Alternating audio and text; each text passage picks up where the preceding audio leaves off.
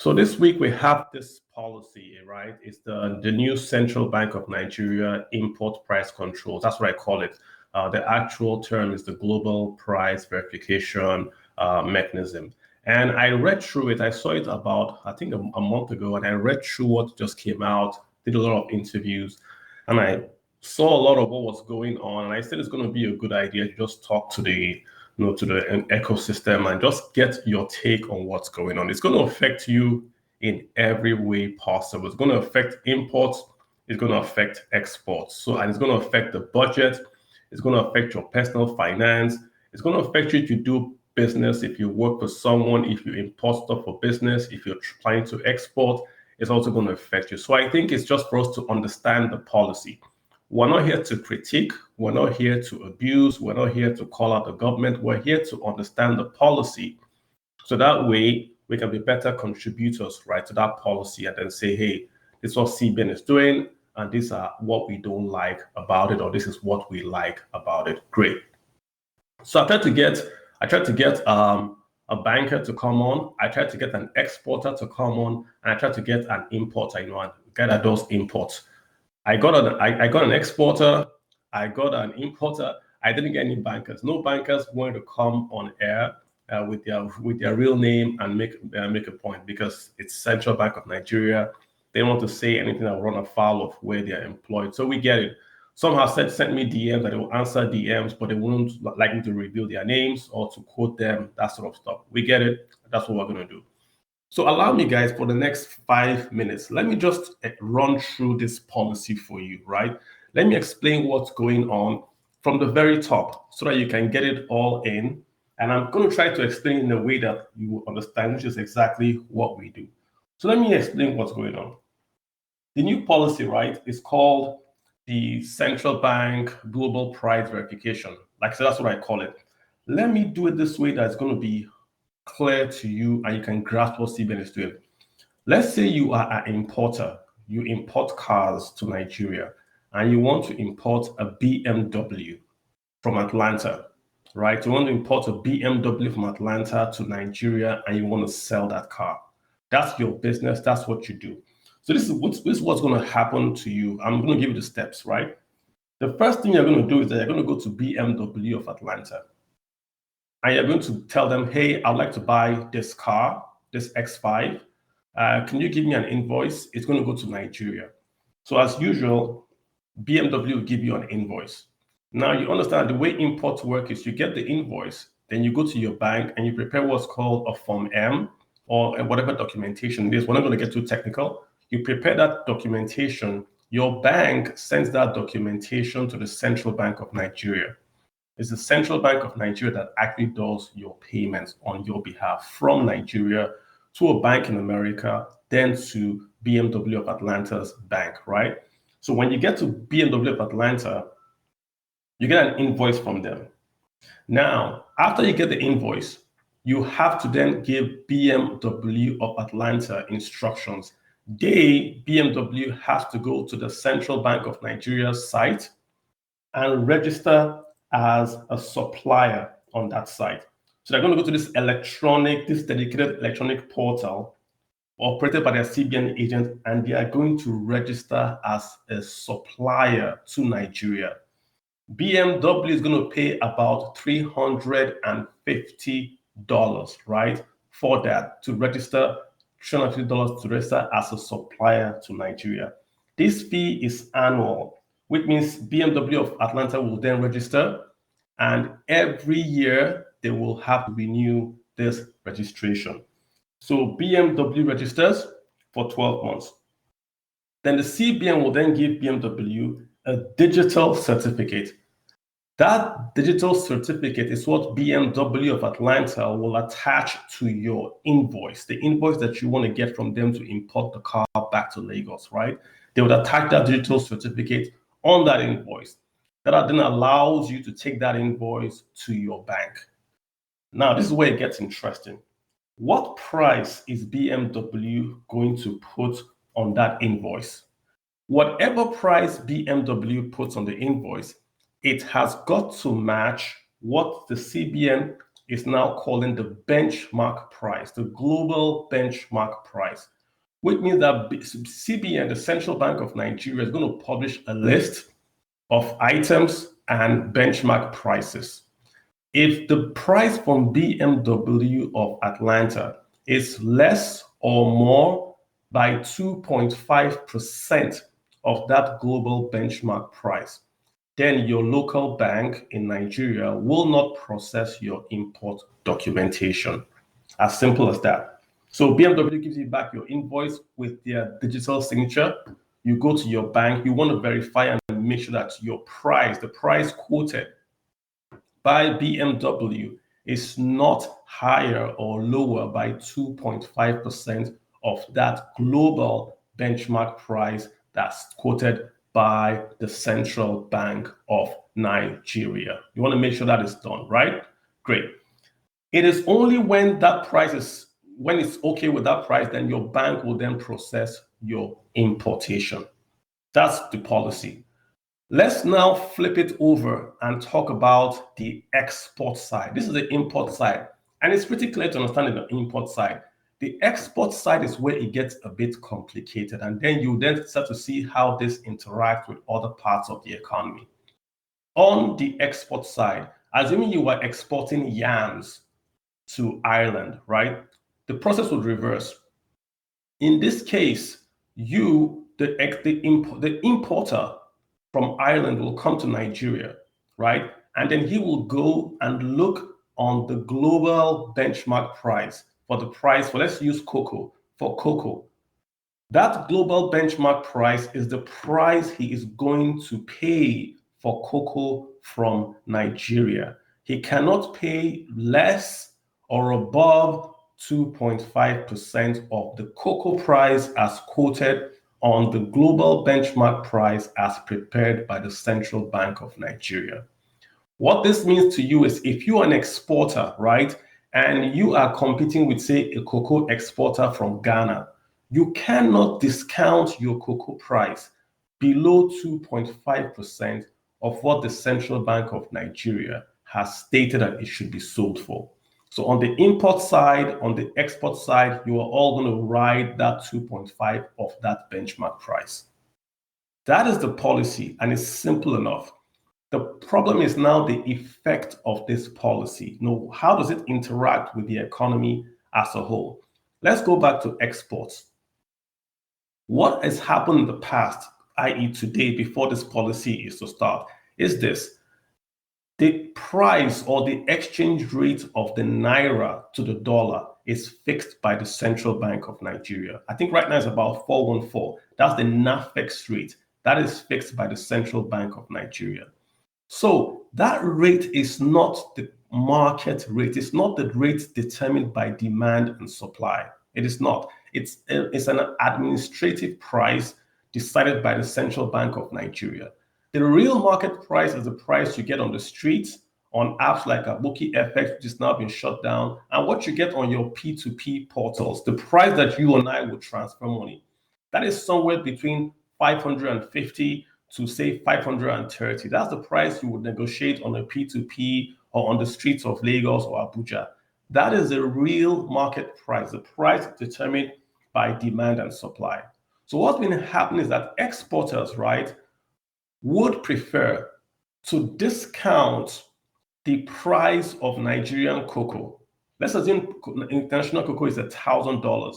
Nigerian exporters would prefer to discount and receive $900, right, per ton for cocoa. When they export the cocoa, they do not repatriate the dollars as mandated by the central bank back to Nigeria. Rather, they will take the dollars and then they would sell it on a P2P or in a Nigerian street. So they then are able to do that arbitrage.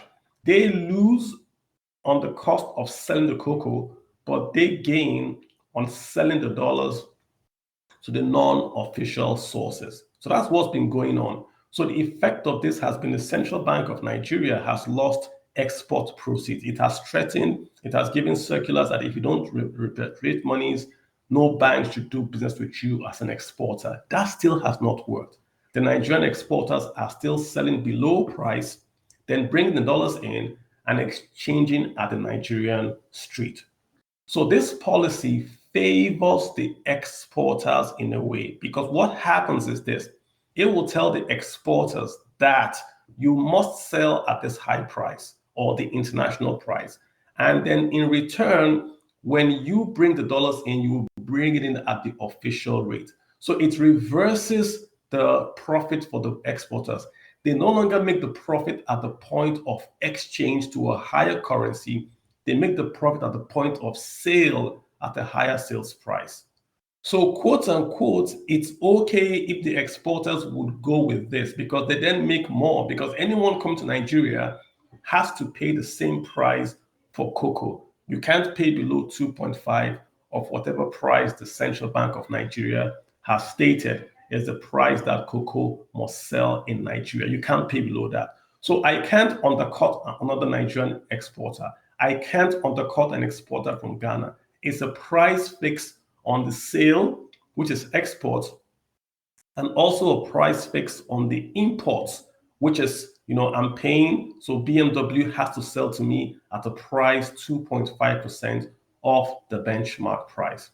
So I spoke to an importer and I said, what's going on? And he said, there's a big fight right now between the importers and the exporters.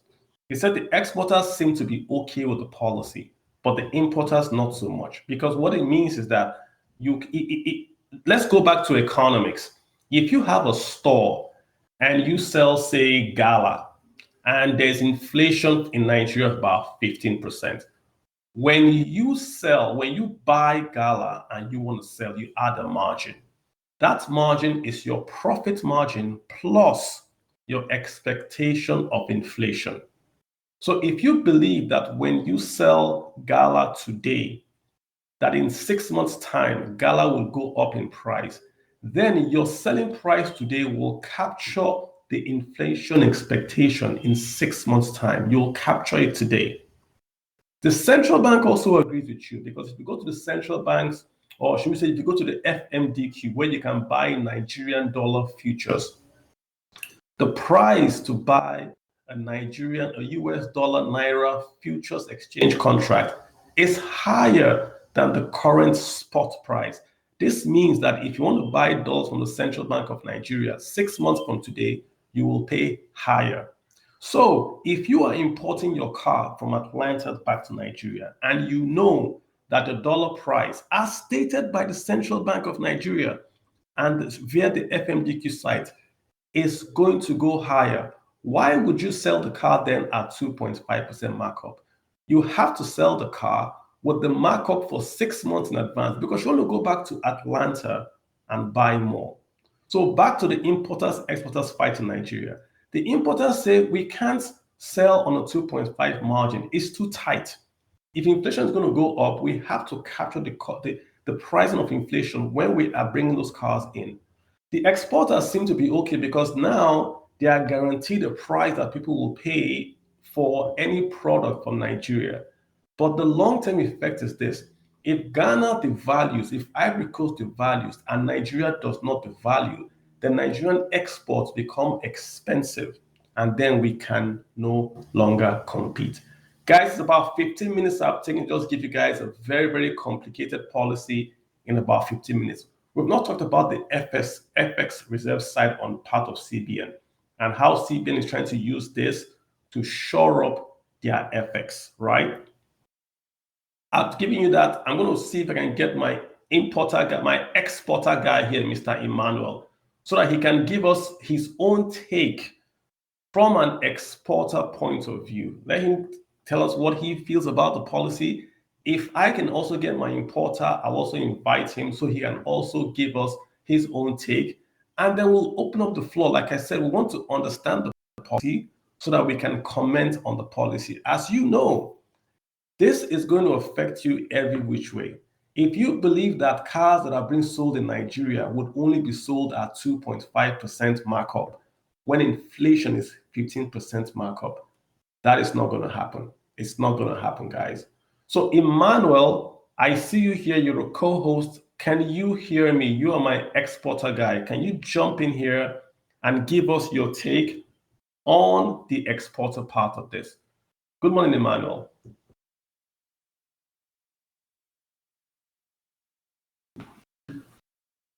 Yes, you got to speak. If you speak, I can hear you, or I can go on whilst you sort out your connection, Emmanuel. So the question now is this, guys. Why do you think the Central Bank of Nigeria is doing this? Like I said, the answer is pretty simple. The Central Bank of Nigeria is losing forex inflows. Forex inflows back to Nigeria are basically falling because of the P2P. People are going elsewhere to transfer their funds. Hence, the central bank is seeing a fall in remittances, both from the diaspora and both from exporters. The question is you have to ask yourself is this: why are you seeing a fall? The fall is because the central bank has fixed the currency exchange rate at 414, or the NAFEX rate. Let's use the NAFEX rate. As long as that price is fixed and it is not the real selling price, then everyone is going to go out and seek where they can get a higher rate of return. It's really that simple, right? So it's CBN is trying to solve an exchange rate problem, right, with a monetary policy. They're trying to say we can pass via other means, a fiscal policy.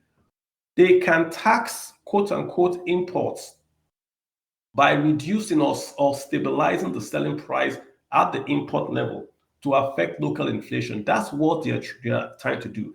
And it's very important, as CBN basically says, this is advisory for the Nigerian customs. So the Nigerian customs don't have to follow this. This is just advisory for the Nigerian customs. They don't have to follow this, right? They can choose to say, well, we don't care. If you bring it in at 10%, we'll clear it. So the question is, does the CBN even have these powers to set these rates? Does the CBN, can they simply say, this is how much we want you to sell your product? Why is the BMW of Atlanta paying $350 to sell goods to Nigeria? Why? Why are we adding an extra cost to the cost of imports and exports? Why? Why are we not reducing the cost so that this becomes attractive to importers and exporters? Also understand this: the central bank only is in charge of monetary policy. It doesn't have a full employment mandate. This means its job is to watch the money side of the equation of Nigeria, to then go in and do trade negotiations. Because what happens if Japan says we're not going to register and pay 350? What happens?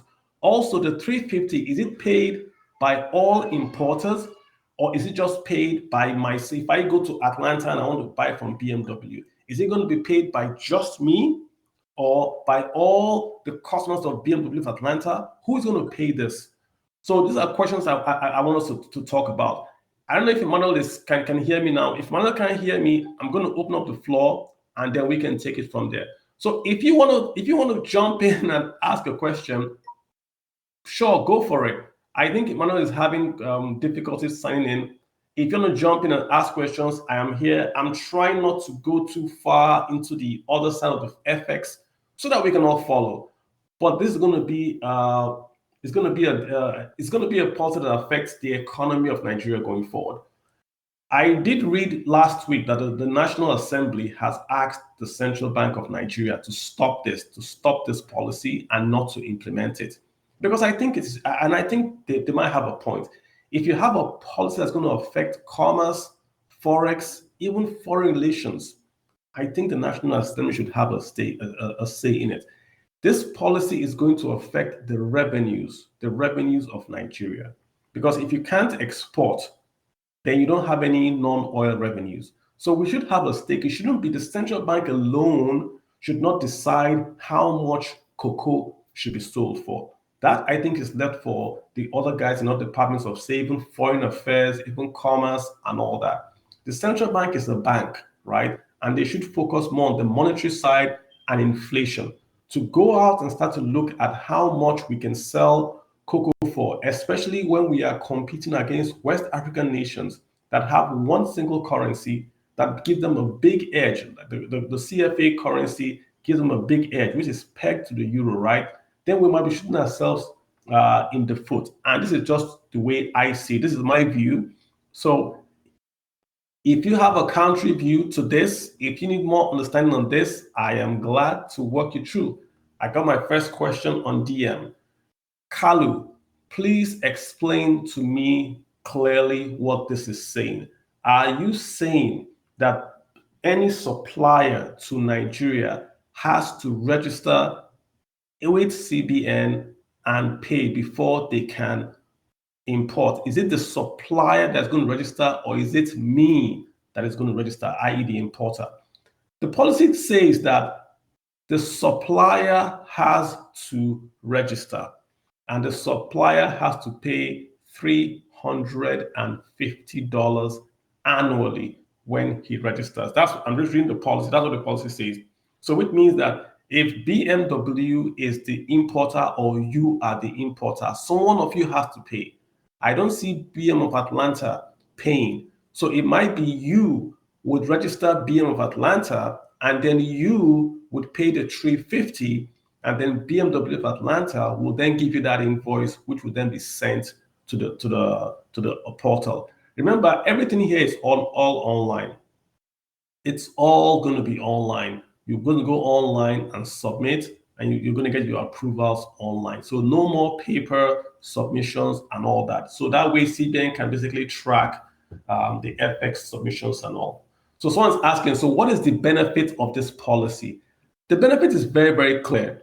If the Central Bank of Nigeria can have this running, if they can get this running and everyone can register, right, the central bank can know exactly what it needs in terms of payments for imports. So every time an importer goes and registers on that site, the central bank knows exactly that, listen, we have this number of importers, and this number of importers are going to need dollars. So we have to get reserves to meet the needs of the importers. So on that note, it's a very, very good policy in that it tends to track your imports clearly.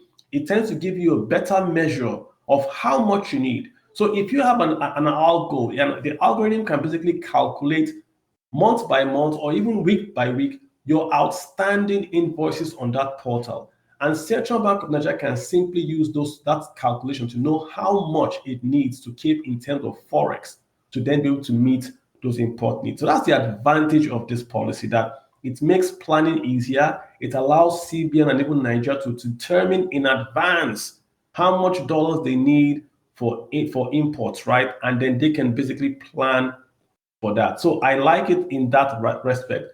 The part, like I said, I don't like is the bureaucracy and the cost. That means if you have bought a car abroad, you know that we all use what we call Carfax. If you go to your car, if you go to BMW of Atlanta and you tell them, I want you to put this kind of speaker or those kind of tires, and the car price then goes above 2.5%, then what? Who is going to explain to CBN that this car is above 2.5% of the benchmark price because I have a Bang and Olufsen speaker in the car? Or what if you buy a hospital equipment from Russia and Russians say, well, our own version has this UV light, and this UV light costs this, but it's the same GE scanner maybe. So who then goes into CBN and says, for this particular scanner, it is this model. For that particular scanner, it is that model. So you can see the bureaucracy. And this is going to start February the 1st. So February the 1st, this entire policy is supposed to roll out for all products, all imports, all exports. I don't know how that is possible, that Nigeria can basically get everything up and running by the 1st of February. That's next week, guys, next week. So if you're going to import a car, you've got to go register and all that. My bank has sent me a letter saying that they have to then start off with this policy. So I've got a letter from my bank already. So it's going to happen. And this is what I fear, that if they roll it out and it fails, then people just lose hope in it. Like, the e-naira was rolled out and it didn't work out too well the first time. So I'm just apprehensive. This is too much, too fast, too quick, right? That's just my take on it. And thanks for that DM. I do appreciate it. My banker people are sending me DMs and asking me not to quote their names. I hear you. So let me tell you what my banker person is saying. Let me show what my banker person is saying. He says, Kalu, this is the first step. The next step is that the central bank will basically say, if we are giving you dollars, you cannot sell more than 30% in Nigeria. So if, for instance, you go to the central bank and you get quote unquote central bank dollars via your Form M and you import things to Nigeria, and the central bank will then come and say you cannot add, say, more than 30% or 10% margin on that. Hi, Emmanuel. How you doing? I'm here. Good evening, everyone. I had a little network issue, but I'm back on. Emmanuel, we're glad to have you here, right? And so Emmanuel is my exporter plug. He's the CEO of MJ's. He's been an exporter from the whole of the West African region for about 15 years. So he's the guy that can explain to us exports in both Nigeria, Ghana, and really about how this policy would affect exporters. Emmanuel, you have the floor. Okay. Good evening, everyone. If you are listening to me and you have any intention of bringing anything into Nigeria after this policy, or bring anything out of Nigeria, you have to be extremely worried. I'll explain why in simple terms. I don't just do export, I also do import. And I do import also from a country that has been using this benchmark value for a long time now. And I can tell you firsthand, personal experience on it. Now, let me tackle the export part. Within the sub-region, Nigeria enjoys something that makes it easy for exporters to thrive.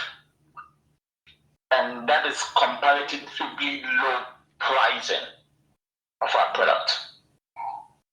In most indices that make buyers come to a country to buy something, Nigeria is low in a lot of them. But what works for us is the low price. Let me give you an example. I export from about 6 countries, including Nigeria. But for a while now, our exporting from Nigeria has been decreasing. Not that the price is not low, but because of the exchange rate differentials that we cannot claim if we do it directly from Nigeria. Okay. Now let me explain this. If I'm quoting for the same product, let's say cashew nut, because we are in the season right now,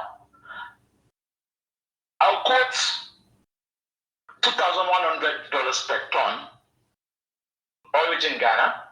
I'll quote $2,150 per ton, origin Cote d'Ivoire. I'll quote $1,950 or $2,000, origin Burkina Faso. Then I'll quote $1,800 for Nigeria. Now listen to this. The same quality, maybe 1 or 2 markup here or there. Sometimes the Nigerian quality might be a little bit higher, like the KOR, or might be a little bit lower, or might be the same. But this is the catch. Do you know that most of my buyers would prefer to buy 2,100 from Ghana and Cote d'Ivoire and not buy from Nigeria? Now, we use the 1,800 to push buyers into the market.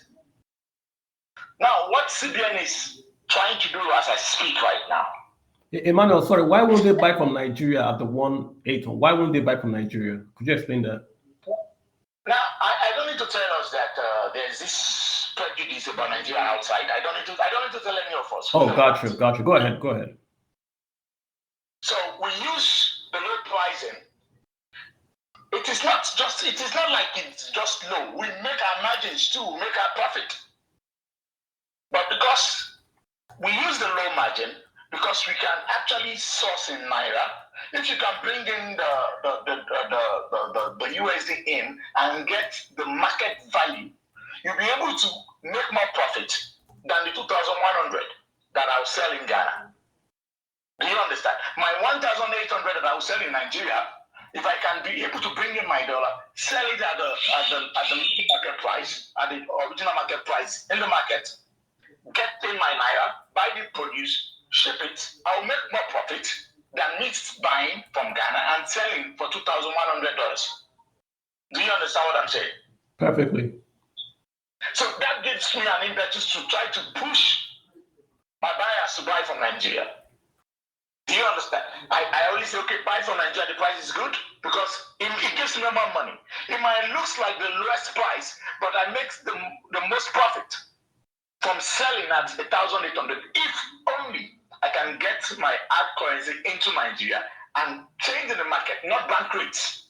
If I'm going to do bank rates, it's a total loss, even if I sell at 2,100.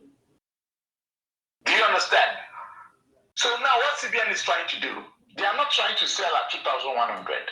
They want to fix the price for us, telling us that if the international market price is 2,300 in Miami, in Burma, the least we can sell is to sell at, let's say, 2,270. And that automatically takes us out of the market. Any advantage we are supposed to enjoy as Nigerian exporters evaporate immediately. So we will have the product, nobody will come and buy, except those who we are already contracted to. Now, this is what they want to do. It is not just about fixing the price. That's not their end game. Their end game is this. When you are selling at 1,008, you fill your declaration, your NXP, there's a certain percentage that the government charges on each commodity that is going out. Depending on the commodity, they have the chart. Now, if they are to charge 16% of 1,800, now they want to charge 16% of 2,270. But the cash is this. With 1,800, I'll be able to do like 3 or 4 or 500 containers in a year. But with 2,100, I will struggle to do 10. Yes, they might be making a little bit per ton, but they will lose a lot in the long run because you can easily just walk to Cotonou and ship at 1,900, pocket your money, export proceedings will not come, the product in Nigeria will go to waste, the balance of trade will be in chaos. So in summary, if the CBN fixes the export price of Nigerian commodities, Nigeria loses its competitiveness, and the policy in the long run reduces the forex flowing back into Nigeria. Yes. Now let me explain a little bit better. Now in Ghana, the cocoa industry, our biggest export outside oil is cocoa in Nigeria. We all agree, right? Correct. Now, the cocoa industry in Ghana is 100% regulated by the government. The only exporter outside Ghana is the government of Ghana. It means that there is a streamlined ministry, agency, government takes care of A, B, C, D. You buy from the government, you go to sleep. There's a structure, proper selling. They even, let me tell you something. The commission in charge, they call it Cocoa Board, in charge of selling cocoa out of Ghana. They always go. They even go to the international market and take loan of $3 billion, $2 billion, $3 billion from international banks to buy from the farmers and sell to Europe. Now they do not need Europe to give them a deposit. And the buyers in Europe know that they are buying from the government. They can get any quantity they want with the same quality, with no headache of dealing with any individual exporter. You deal directly with the government. If you need 5 shiploads, you get it. You give in your LC, you get your shipment, you get paid. You are dealing with the government, just like the way Nigeria sell crude with NNPC. That's the way it's done. Then how do we compete? We exporters from Nigeria who export cocoa, how do we compete with our competitor who is supposed to be the government of Ghana? Yeah, this is the point I'm making, Emmanuel, that I don't see how, like I said, my importer told me that the exporters were happy because of the arbitrage. But now, listening to you, I agree with you completely. Yeah. Any exporter that is happy will cry very soon. Because to them, they think that the government is forcing our buyers to buy at a higher price. But listen, nobody can force the buyer to do what they don't want to do. The edge we have is our pricing. You take that edge off us, we are in trouble. Extreme trouble, not just minor trouble. We will have stock and buyers will come. So just because, yeah, I mean, you've made that point. I mean, it's just to be clear. Let's just. How do you compete? Yeah. How do you compete with Ghana in this street where Ghana has provided bonded warehouses for cocoa products at the port? You give an LC today, your shipment is loaded tomorrow. Look at the gridlock in Apapa. For you to even get a container out, empty container out before you even load, we take prayer and fasting. Yes, and we there was a local Nigerian paper that reported that planes and ships flying to Nigeria import but go out empty because the cost of export, this is the physical official cost to export products from Nigeria, is very expensive. So when you add on this new policy, then you then wonder what is the point of the policy? Is capital controls on exports and imports to do with capital controls as well on the currencies? I'm struggling to see the... It is a policy that is doomed to fail. Now, let me make an example of where they've been practicing this same thing, but they do it only on the import side. If they're doing it on the import side, we will say that maybe they are trying to catch importers that on the invoice their products. Now, let me explain something about this import price fixing that is crazy. Now, world over, the world knows that we Nigerians have this negotiating skills. We can get deals out of nothing. We can move all through countries and get things at bottom prices, quality things, a lot. Now, if you know how exporters work, we move around looking for the best deal, even for a cent or 2 cents per unit, to be able to bring it in at the lowest margin possible. Any exporter wants to get the quality at the least possible price. Now, what CBN is saying is this: if they only said that, okay, we will do price verification and then put price. Now they are trying to tell the suppliers that don't sell to Emeka, to Musa, to Lawali, to Ikene below this price. And if you can negotiate that, because what we do formally is this: when you are buying in bulk, we team up as a cooperative. You can see 50, 20, 80 exporters come together and go as one body to a supplier in Asia and tell them, listen, this is our bottom line. Per month, we'll be taking 100 containers from you. Your price is 300 per ton, but we'll pay you 250, and we guarantee you 100 containers monthly. We'll pay you upfront. We used to do that. You know why? Because you see, the company will now look at it and say, okay, listen, I'm better off selling 100 containers at 250 than selling 2-3 containers at 300. I'll aggregate the money, sell to them at a discount. Yeah. Now they are taking that discount that the suppliers normally give, they are taking it away. You know why? Because they want to tax more. They want to tax us on what the market price is, not what our seller is selling. And this is where I struggle with this. Why are you fixing the price I will sell if the price is going to be higher? Because at the back, the answer is this, for those wondering, at the back end, CBN has fixed the exchange rate of the Naira to a lower value of 414.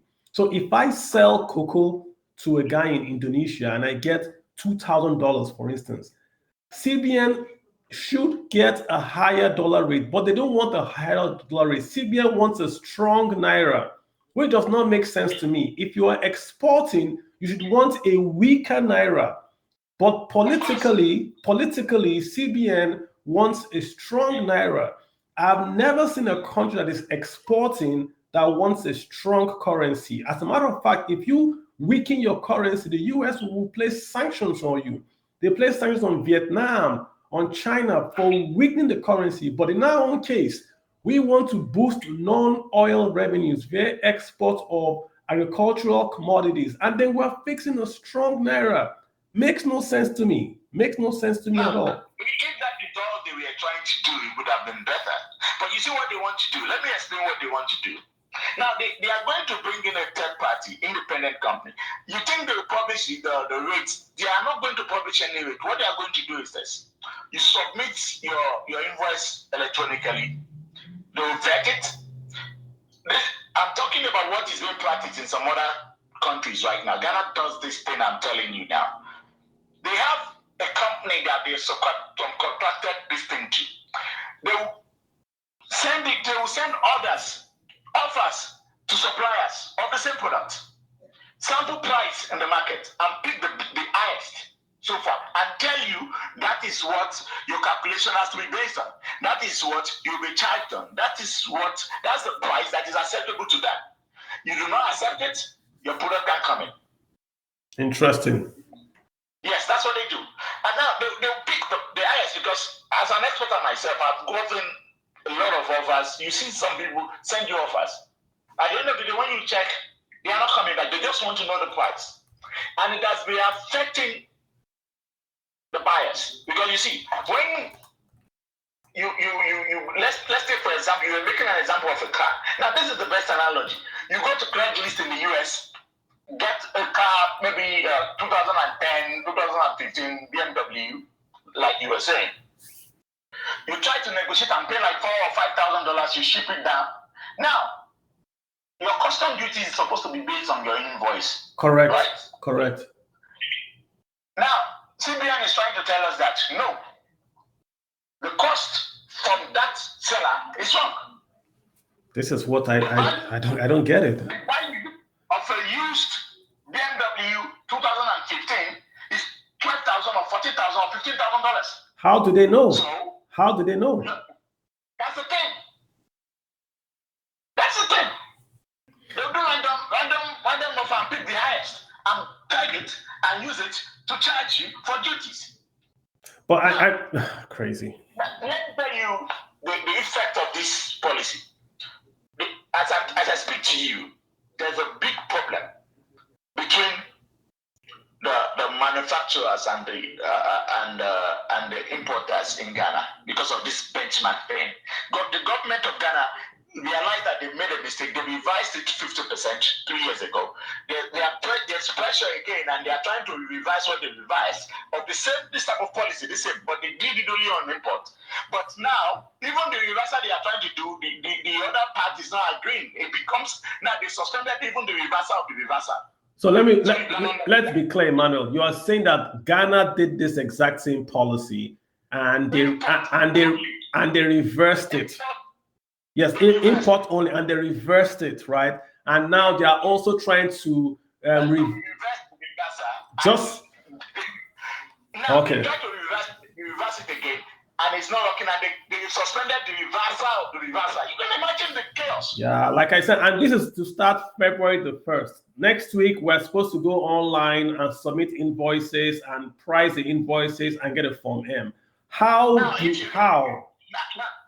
if you get a car for like 4,000 from a seller, you are going to pay at the rate of 12,000.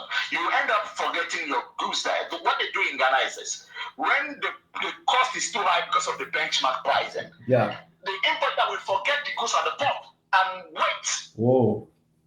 And wait. I'm telling you the truth. And wait for when the government will roll it out and sell it at auction. Okay, let me see. I've got this guy. I've got I've got Bosun that he has been waiting patiently. I think he's a clearing agent, right? Bosun, can you hear me? Sir? Yeah, what's your take on what we're talking about? I mean, I don't know if you're a clearing agent, but what's your take, sir? Yes, I'm a clearing agent, full-time clearing agent in Nabapa. Okay. I work in Tinkan Island, that's a big port. Okay, go for it, sir. Yeah, first of all, as a clearing agent, this advent of this new policy about CBN bringing in the new global price for the import or clearing of vehicles is kind of outrageous because as at yesterday, I was in one dilemma already. This new policy is already effect at the port right now. Right now? They're no longer waiting for, yes, sir, right now. They're no longer waiting for February 1st because this is the new price now from Abuja because anything that will be happening in port right now, it will be done in Abuja from the custom command over there. They have to input everything onto the system. So whatever happened in Tinkan Island port in Abapa, people in Abuja know much about it. And let me be clear about what's happening right now. I will say everything that is happening right now can be traced back to the debt that Nigeria is in right now. By the debt. Explain, because, please. First of all, as a clearing agent, before we charge any of our clients for any of their car to clear for them, first of all, custom do have benchmark for the valuation because once vehicles coming in, there's something called valuation in the ports. And this valuation is based on the CIF. When we talk of CIF happens to be cost insurance rate, which is the cost of the particular products, goods or vehicles, the amount that it costs from abroad. Are you getting me, sir? Correct. Follow you. Go ahead. Okay. The amount, the selling price of particular products in abroad, like Mr. Emmanuel was saying, he said if a car is cost $5,000 from abroad, when it's get down here, custom are going to convert the amount that car is sold in abroad into naira. But let me tell you this one, sir. Custom don't use general exchange rates for us. They have their own separate exchange rates. If dollar is being exchanged outside Apapa and due to 505, custom can be using 405 or 307. As if I could remember, back then, when dollar is around 550, the custom exchange rate right now is 408. It's 408. So before they calculate all this thing, and those cars, if they are to base it on the selling price of those particular products in abroad, it will be very outrageous. First of all, let everybody get this in straight, sir. And custom will say, okay, BMW, maybe like S5, because car like BMW, Benz, Ford, G-Wagon, they have special duties. They are not like all those Corollas and all other vehicles. So BMW alone, let's try and take for example, if it's called at $10,000 in abroad, and custom says its special duty is 1.5 million surface, there's something called surface duty and total duty. If custom is giving us 1.5 million as surface duty, you add ETLL, surcharge, VAT, CISS, at times levies.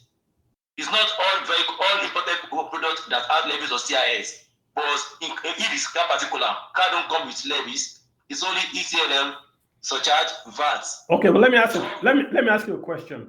If I import a BMW from Atlanta today, will this policy today, that's February 1st, when the policy starts, will this policy make my landed cost in Lagos more expensive or cheaper?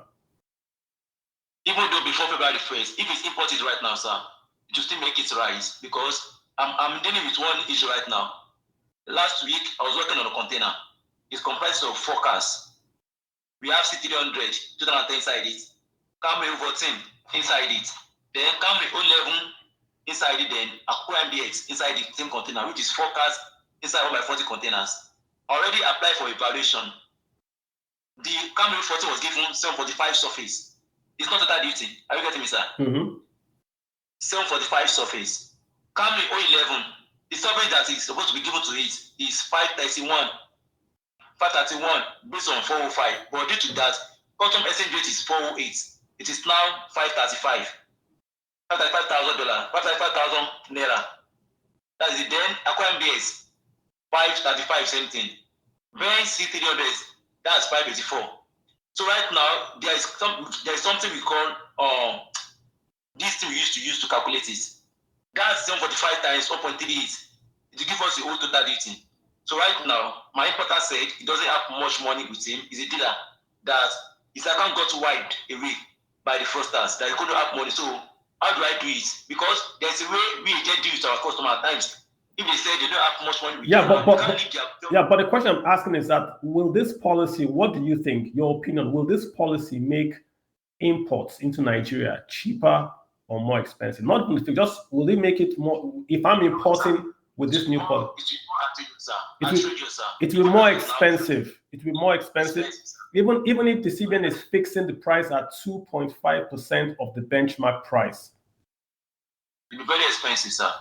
Can I chip in, please? Yes, please go ahead. Please go ahead. Okay. A couple of years ago, when this policy was introduced in Ghana, I can tell you at that time, if you bring a car, the same car, you bought it in the same place in Atlanta, send one to Nigeria and send one to Ghana at that time. The cost of clearing that car in Ghana can buy the car already cleared in Nigeria.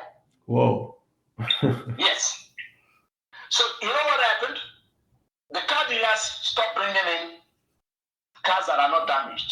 Now they look for loopholes. When it's accidental, when the head is removed, the bonnet is bad, they remove those stuffs and devalue it because it becomes an accidental car. You cannot charge it because it's not in good condition.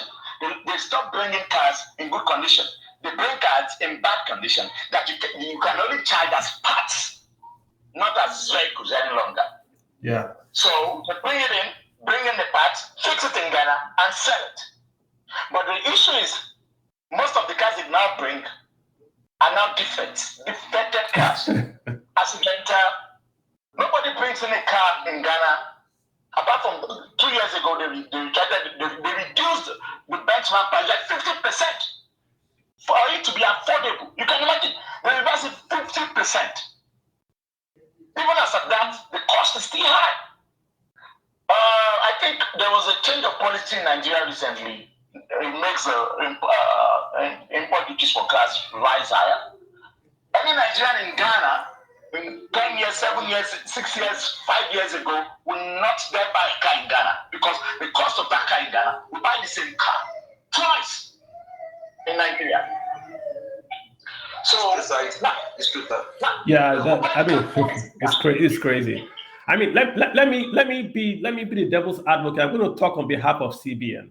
Let me tell you why CBN. Let me talk as CBN. If I can peg the value of my imports at 2.5% of the benchmark, then I can reduce the amount of forex that I'm going to spend.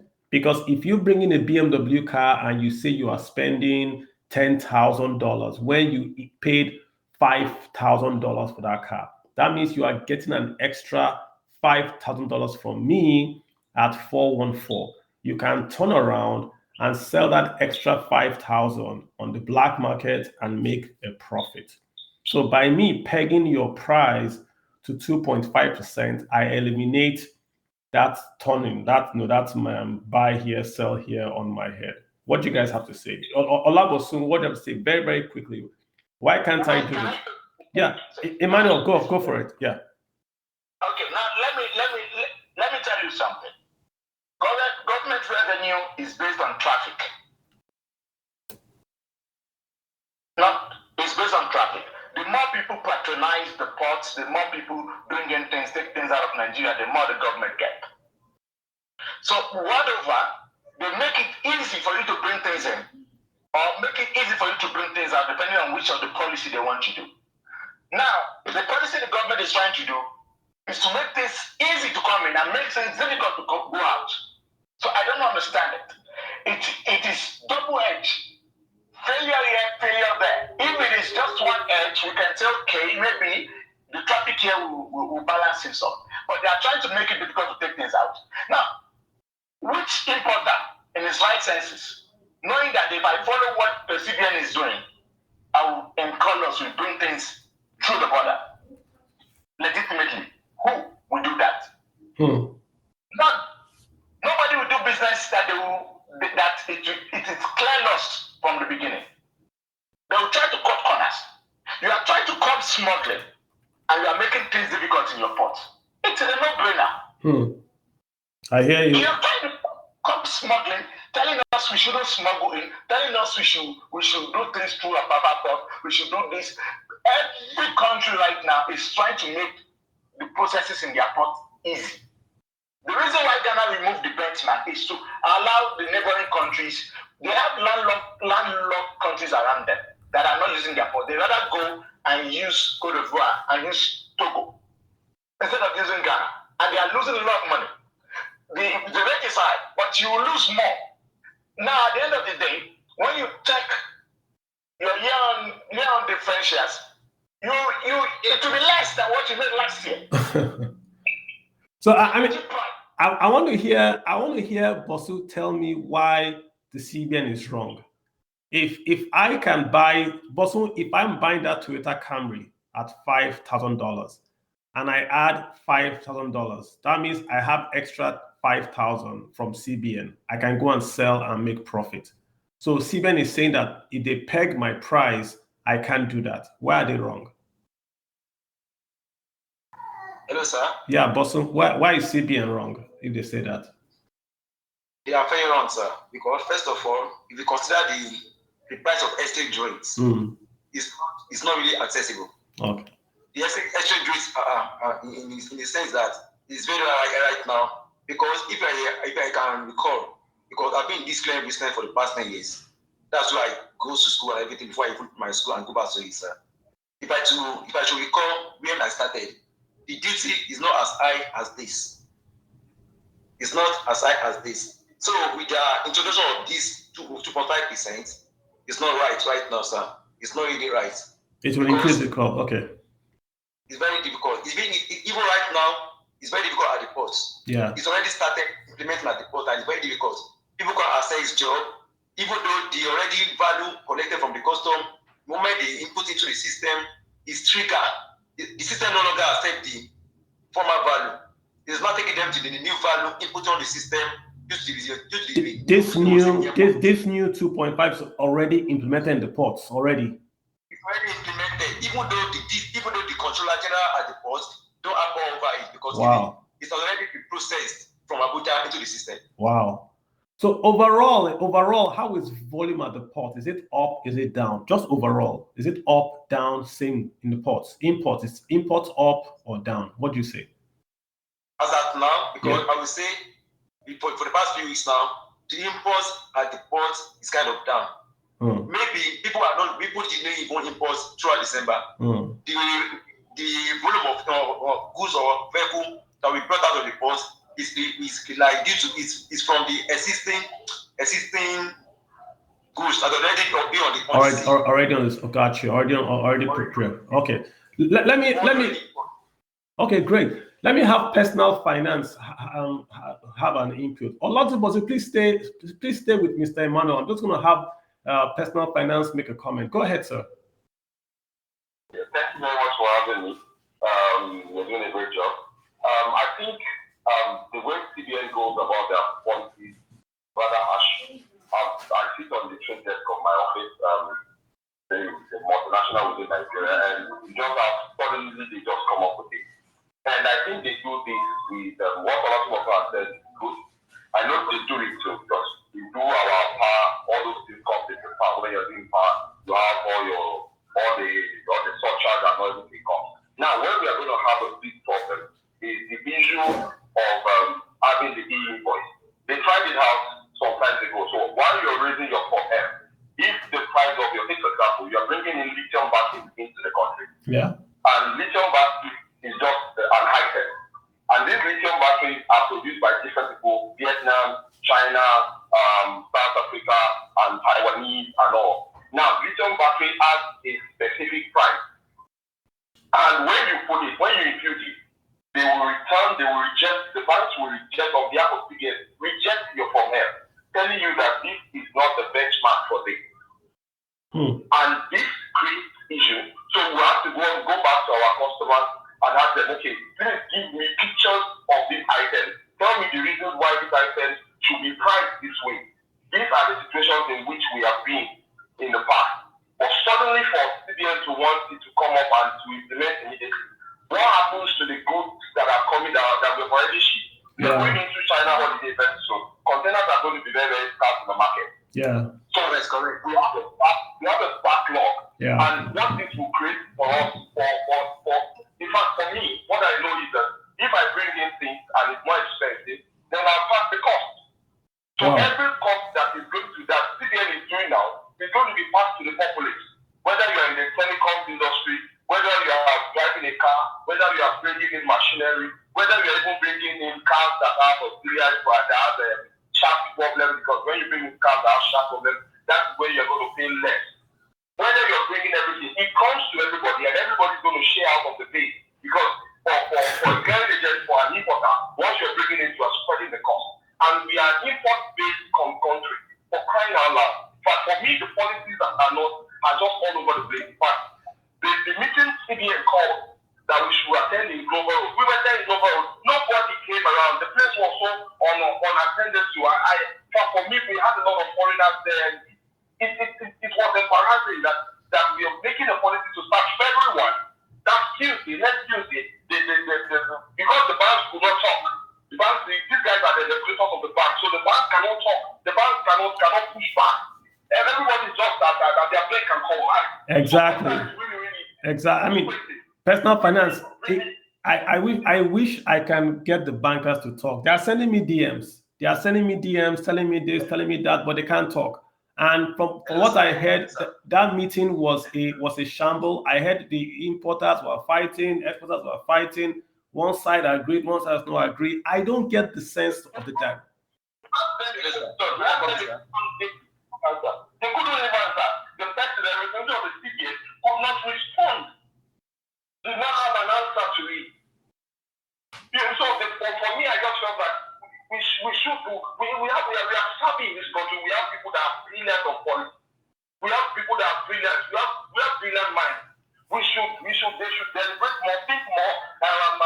Look at the policy when they were going to do cashless during pandemic. Yeah. They send it out. They communicate. Yeah. We communicated that we had back and forth, and it started in here. But why do you just start things overnight? Just sleep and just believe that you can put things through people's neck. I mean, we need to make it work together. I agree. Bosu wants to say something. Bosu, what you want to drop something? Yes, sir. So back, Mr. Personal Finance. Yes, sir.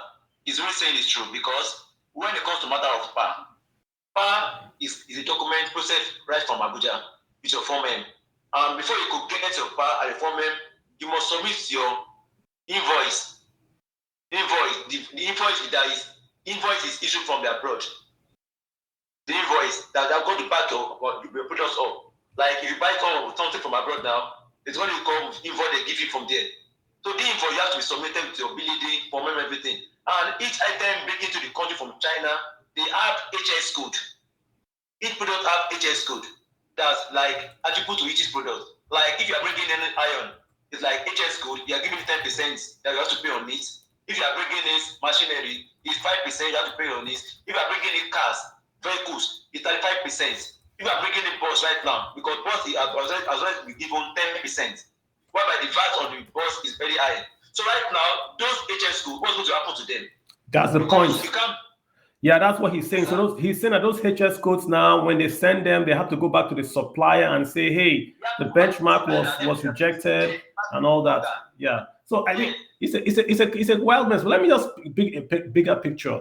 The federal government has scrapped fuel subsidy, which means that they're going to keep on paying fuel subsidy. So I heard that the PIB has been suspended for 18 months, which means that the budget that has been passed right now, they have to rework it because there's 13 trillion that they have to put back into the budget to spend. With this policy, Emmanuel is saying that's going to affect exports. we bring in forex, and we're going to spend more on imports because importing is going to go up. This means that the budget deficit is going to expand. So I'm searching for a reason for this policy. And the only reason that I can see that makes sense to me, because it's not going to bring revenues, is that it's the first step to price control. It's the first step to say if you are importing into Nigeria, you cannot sell more than X. And how do you enforce that? If you can enforce at the port of entry the pricing, then you can enforce that. But the question is that how do you stop me from selling in my small shop in Ohafia if I import goods into Nigeria? Will you follow me to my store and say, okay, you must sell sugar at this price? This is where I'm not understanding how the government is thinking about this, Emmanuel.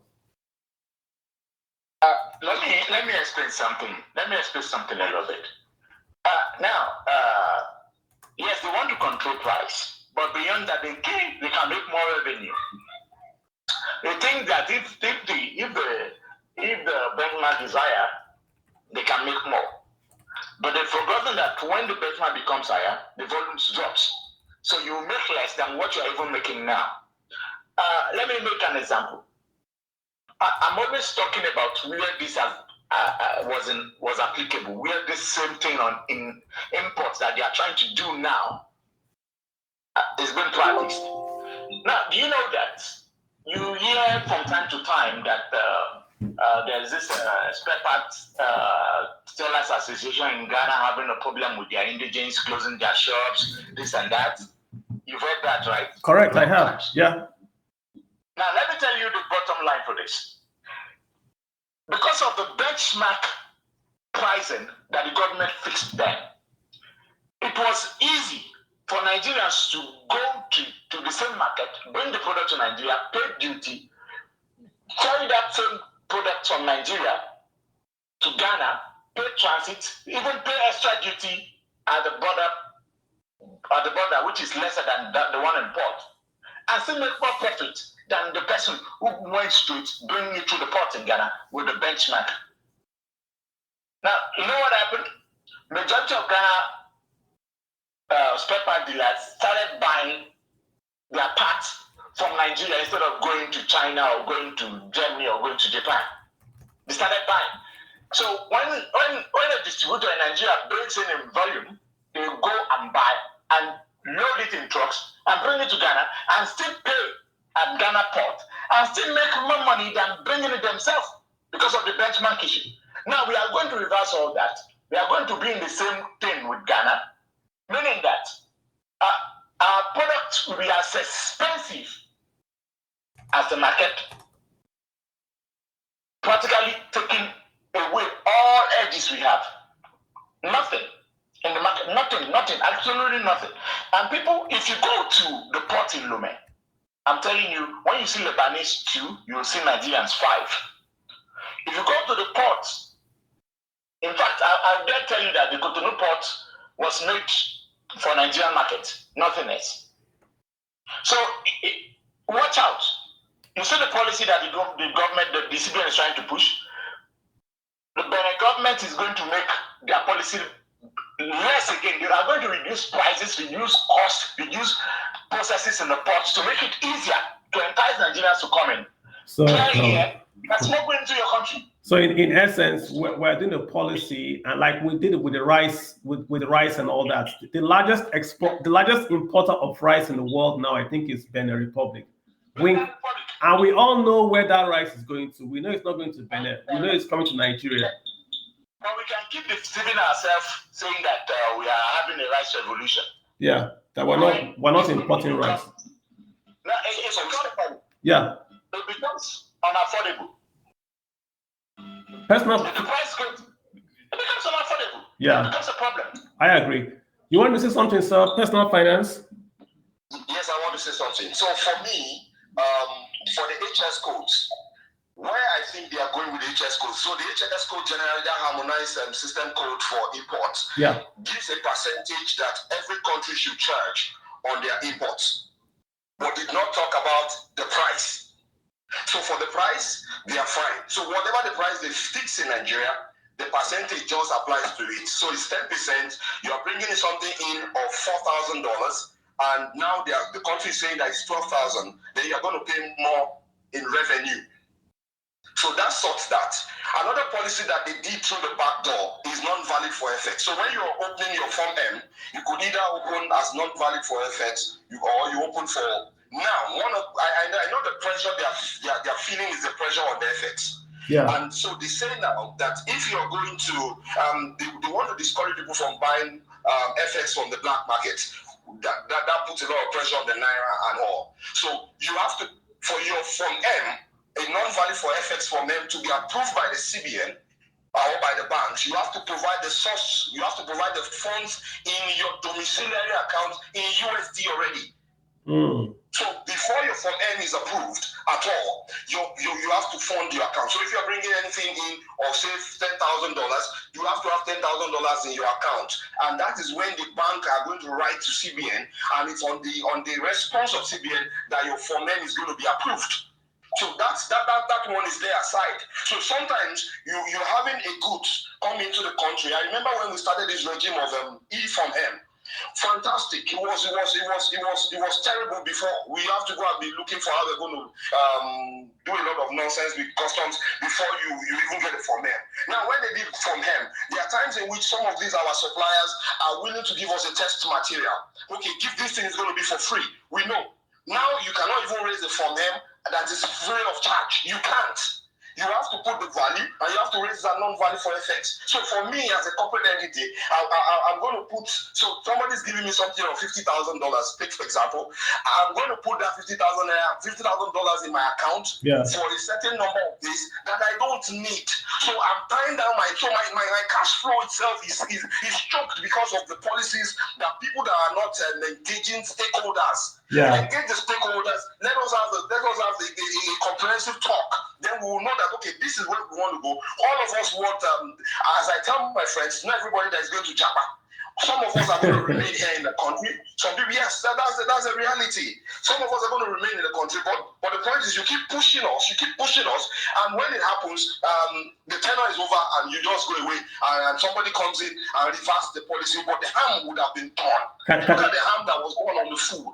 Look at the harm that is done on tires, on cars. That's true. The harm would have been done. You will have a lot of people bringing in, and so for me, I believe that if they had engaged more, if they had brought in people, then we will find it. Look at when they started the E from A. The E from A was just dropped down on everybody, just once, suddenly. It's not fair on the people. And for me, again, I would say, I know there are bankers listening to us now.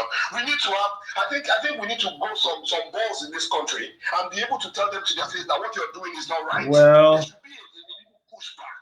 I hear you. Okay, we understand about the policy. We understand the situation of the FX in the country. We understand. Let's come together as manufacturers, as exporters, as importers. What are we going to do about it? Then we are able to brainstorm together and come to a common level. Not that somebody that has not even been in the quotation or exportation field, because you are a policy holder, you're a policy maker. You think you can just make policy. There are some things that are good in classroom that are not practical. All right, calm down. I mean, I feel the passion in your voice. I feel it because I feel it. And I think you are speaking for many people. Even the banker guys are saying, we agree with what you're saying, but we cannot talk. And I understand where they're coming from. I get it. So two quick things. Number one, I don't seem to have the ability to add speakers. I see no request, but on the DM, people are saying they are getting requests. So I'm going to, Emmanuel, you're a co-host. I'm going to add Personal Finance as a co-host. Please, guys, if you see people that are requesting, please see if you can add them. I don't see anyone here, but on DM, I see people saying, hey, I've requested and I can't speak. It just shows 0. So I think it's a glitch. So if you see, Personal Finance, if you see someone like Emmanuel, there are 2 or 3 guys that have told me that they're waiting and I don't see them here. The second part, right? Let me also talk for CBN. I'm not CBN. I'm playing devil's advocate. I am not. So let me just say the whole idea really, Personal Finance, is that they are trying to manage Forex. There is no Forex in Nigeria right now. And the NNPC has requested for Forex, 13 trillion in Forex to just do PMS subsidy payments, which means that we have no forex. So this is their way of minimizing, or this is what they think or they plan, that if they minimize forex living, they can have enough via export boosting and via import restriction. So that's basically what they are saying. So I'm just giving that just so we understand what's going on. So personal finance, you are there. Emmanuel, you are there. In case you guys see anyone that has requested, I don't see anyone here. Please help me out and add them. I think it's a Twitter glitch. But I have some DMs I can just read out. Yeah, please correct me if I am wrong. The policy only addresses price verification in excess of 2.5%. That's why it says vertical price, correct? Meaning that provided the cost of the import does not exceed 2.5%, it's not an issue. For the BMW analogy, if your invoice says 4K instead of the global price of 12K, it will be approved. So do you hear what he's saying? He's saying that in this case that if my BMW is being sold for less than the 12,000, so Emmanuel and personal finance, if I want to buy the car and the price on my invoice is less than the global price by say 15%, is that okay?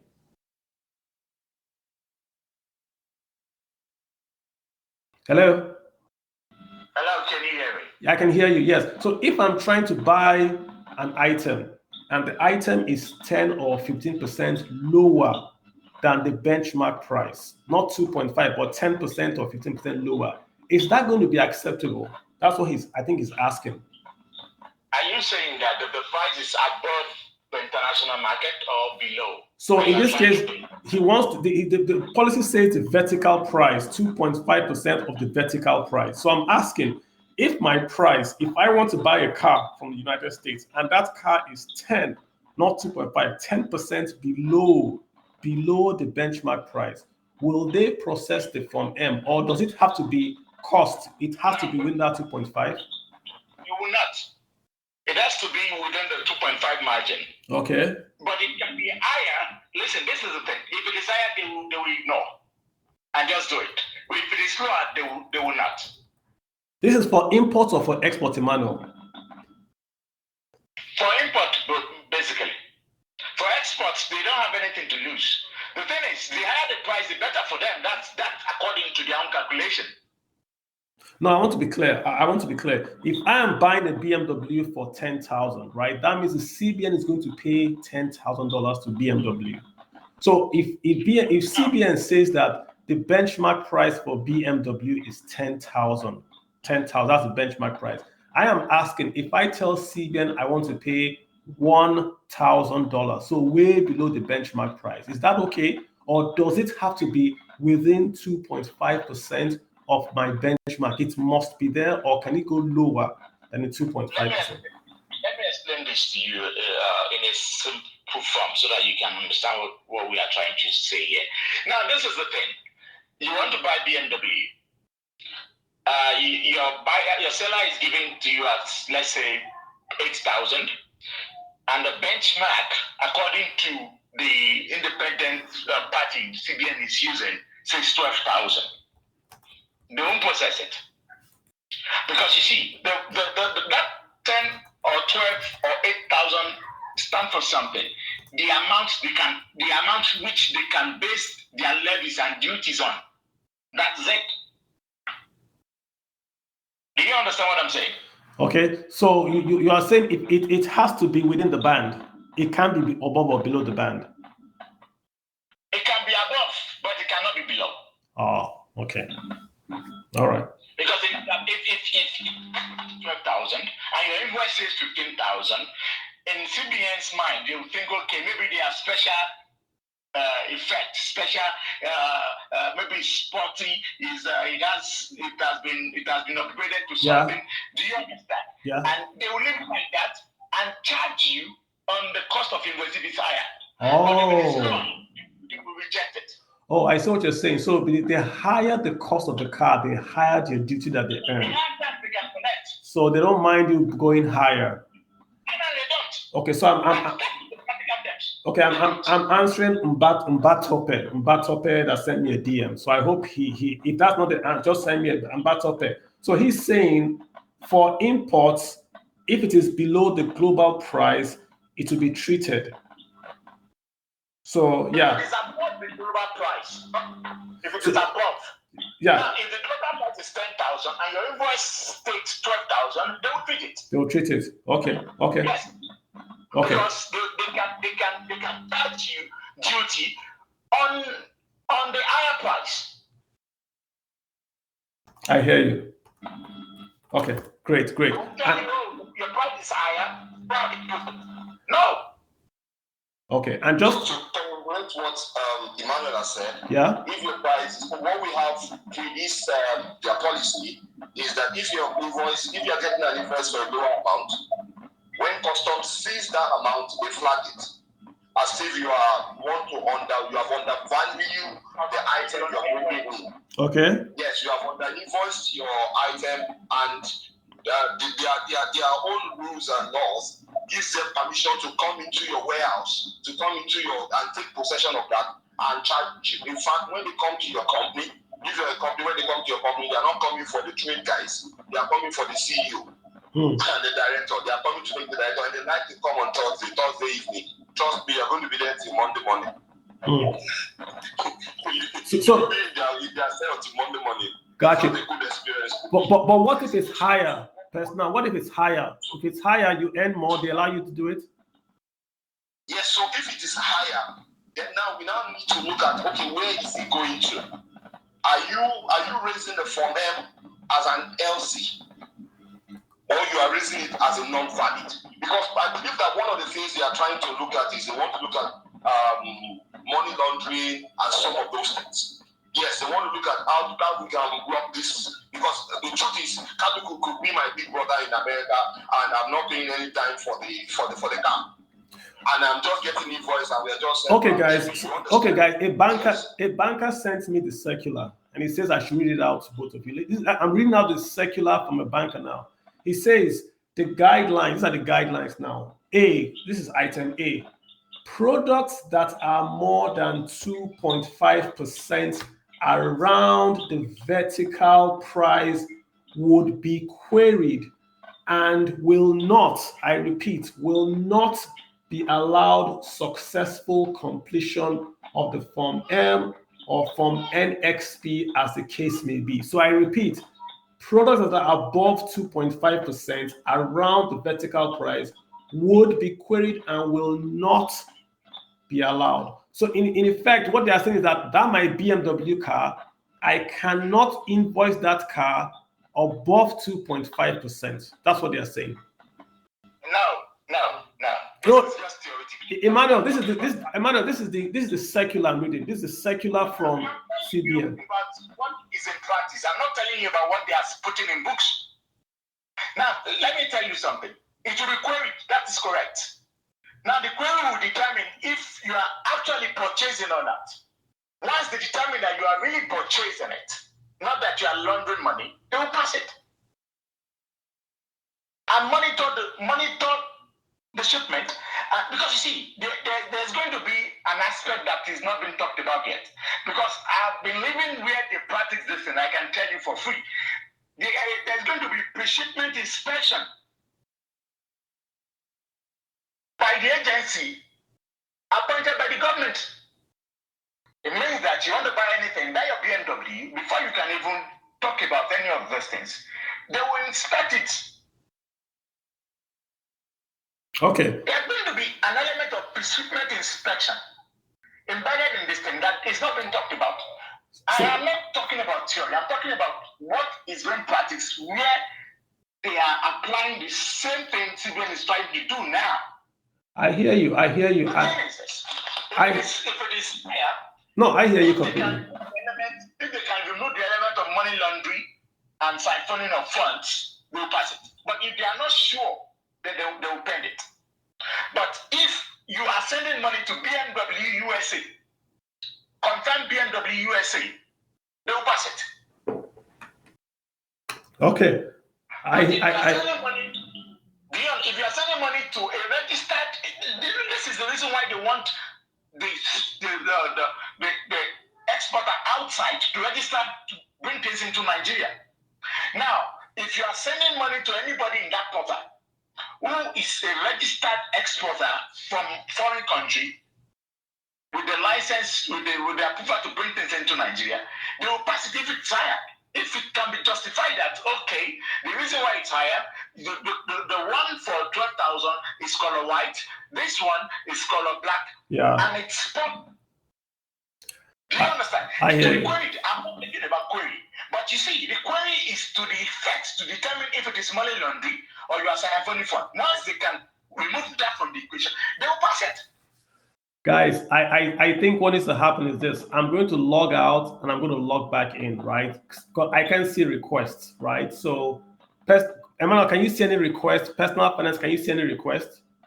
We can't see any requests. Okay, so you guys just stay. You guys just stay there. I'm going to go out and I'm going to come back in again, and I'll see if that would make it work. But I'm getting tons of DMs, so clearly it's a Twitter thingy. So I'm sorry, guys. I'm not the one. I just can't see the request to add you on, right? So but lots of nice questions here on DM, right?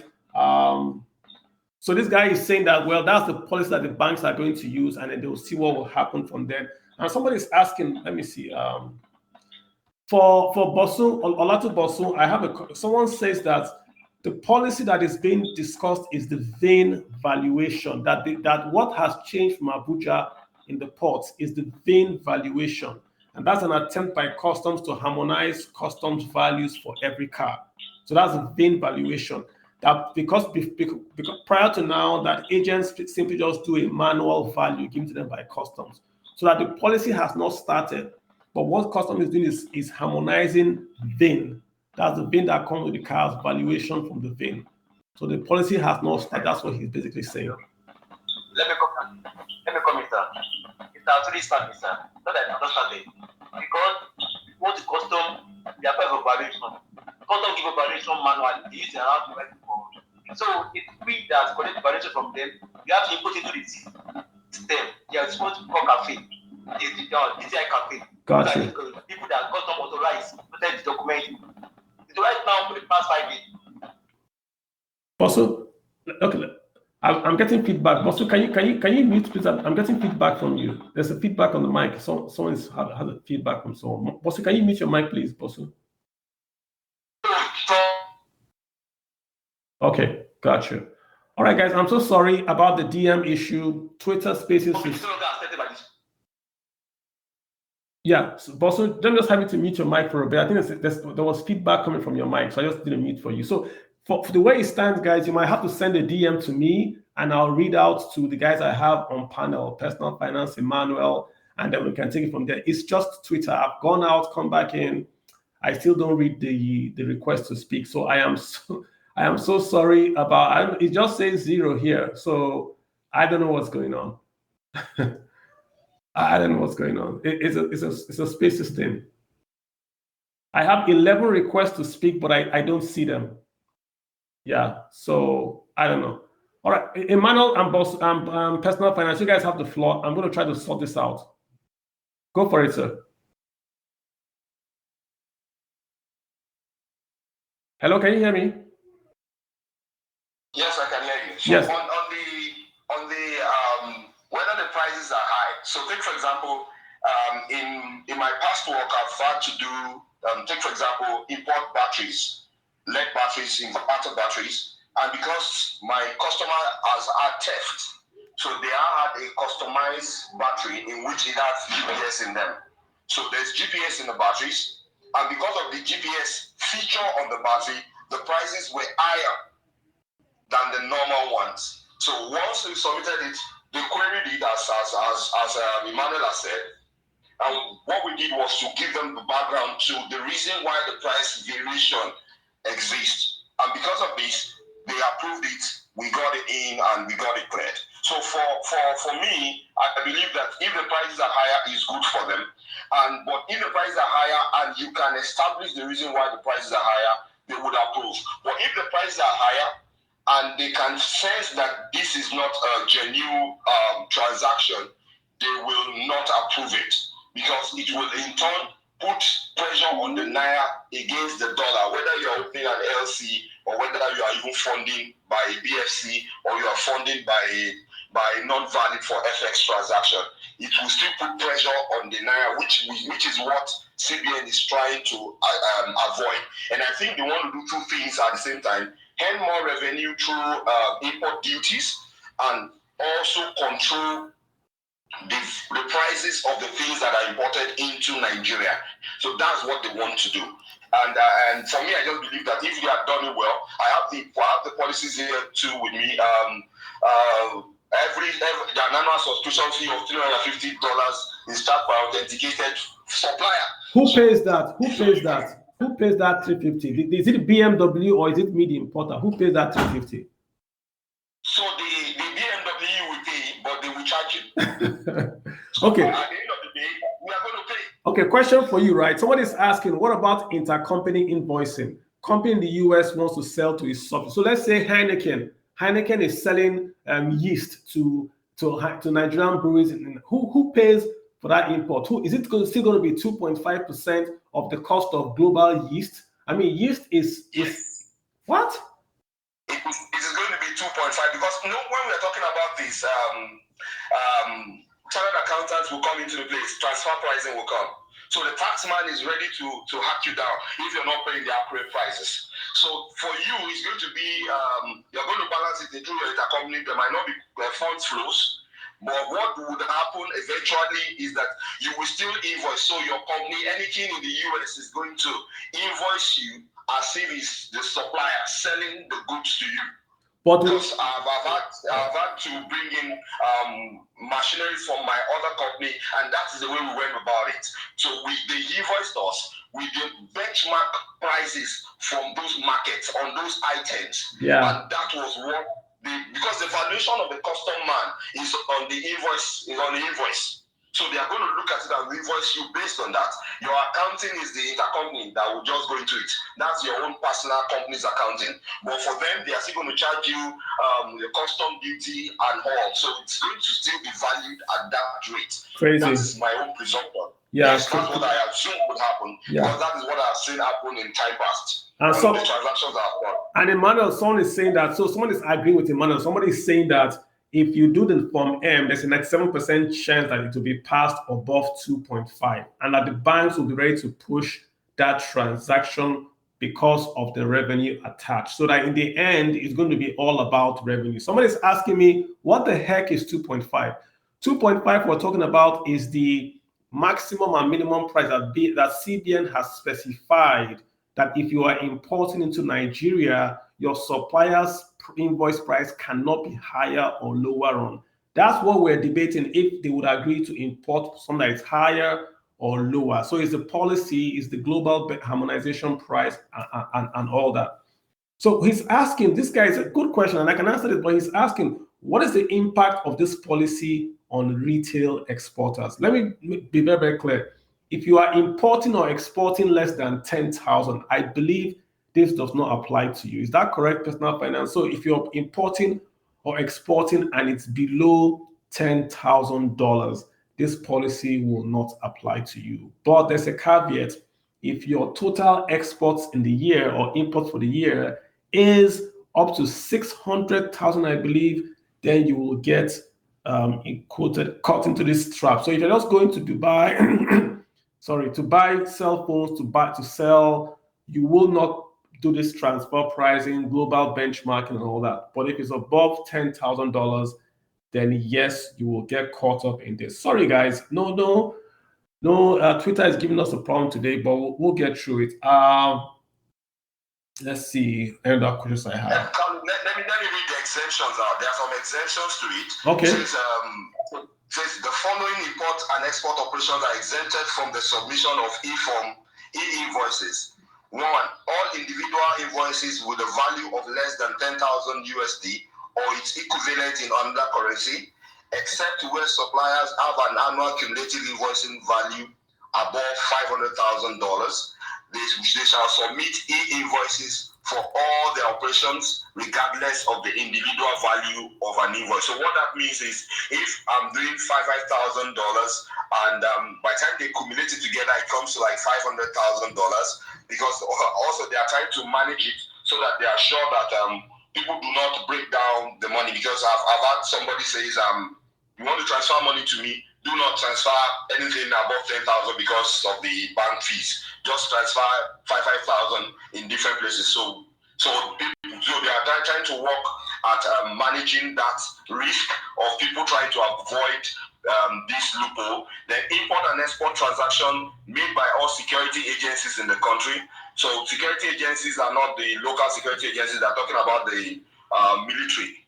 Yeah. Paramilitary, not the security companies in quote and unquote. Supplies to diplomatic and consular missions and supplies to international agencies dependent on the United Nations. Donations made by foreign governments or international organizations to foundations, charities, and recognized humanitarian organizations. Then the last one is goods directly supplied by a foreign government. So those are the exceptions. Otherwise, all of us are in. We're all going to pay. All of us are going to pay. If you are. Yeah. So my question is this, right? So it's advisory to customs, but this is a CBN policy. Remember, this is Central Bank of Nigeria policy.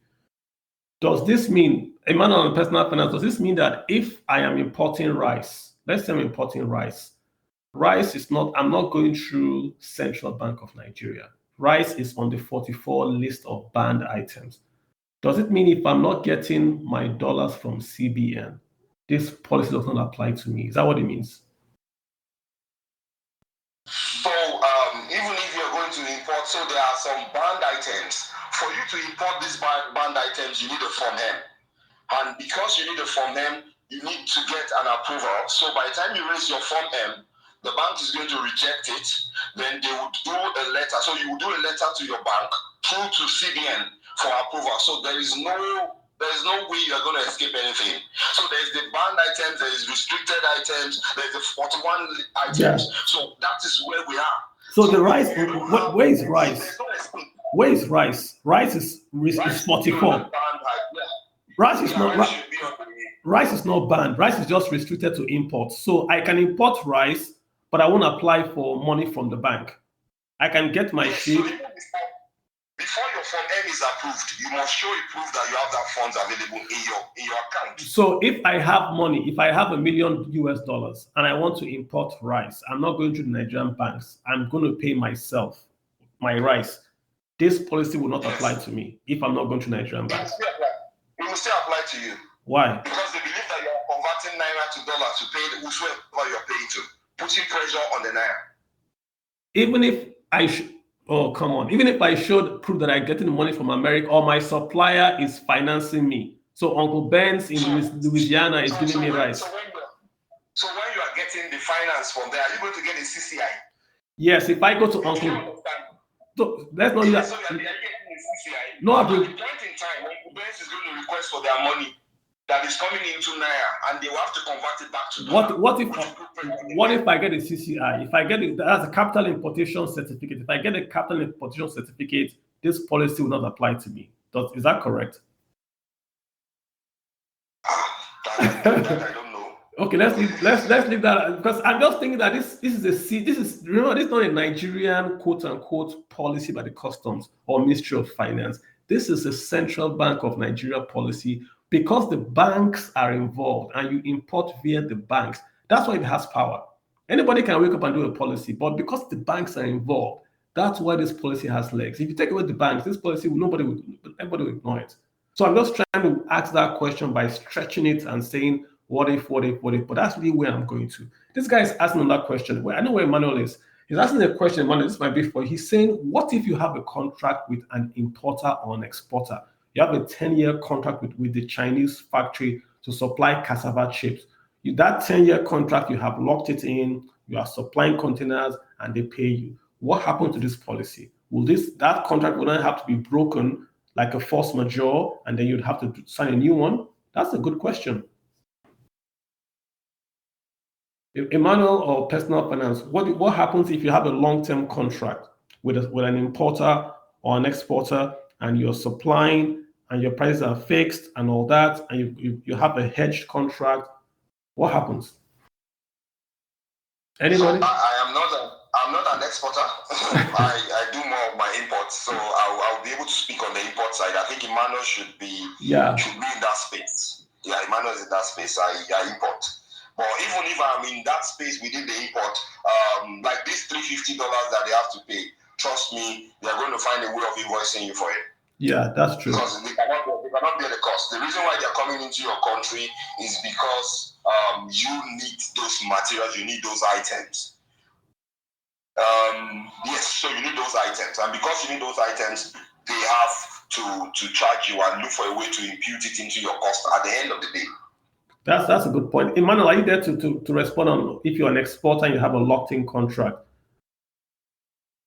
Okay, but look at this question also. This guy is Emmanuel. Is he coming off? Okay, he's muted. I'll wait for him to come up. This guy is also asking. This is Justice. Justice is asking that might be beneficial because customs can no longer query you on your invoice value because that has been predetermined by the Central Bank of Nigeria.